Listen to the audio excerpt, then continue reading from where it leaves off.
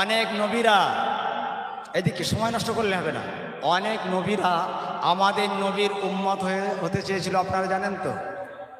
জানেন, ওয়াজ শুনেছেন, কিন্তু কেন জানেন না? কেন এই ওয়াজ আপনাদের কেউ শোনায়নি? কেন বলেছিল? আল্লাহর নবী ঈসা আলাইহিস সালামের দোয়া কবুল হয়েছিল, আপনারা জানেন তো?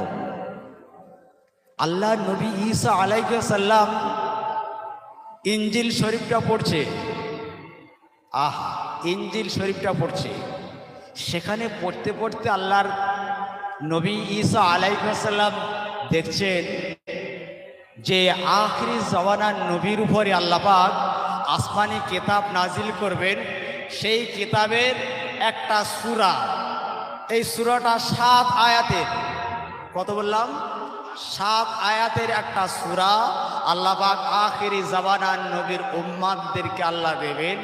এই 7 আয়াতের একটা সূরা এত সম্মান, এত মর্যাদা, এত ভারী নেকি দেবেন।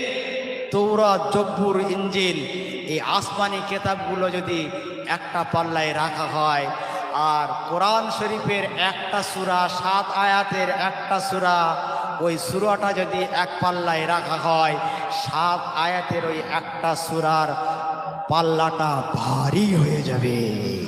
আর একটু জোরে বলে। মুসলমান কিসের মুসলমান? গোশ খাওয়া?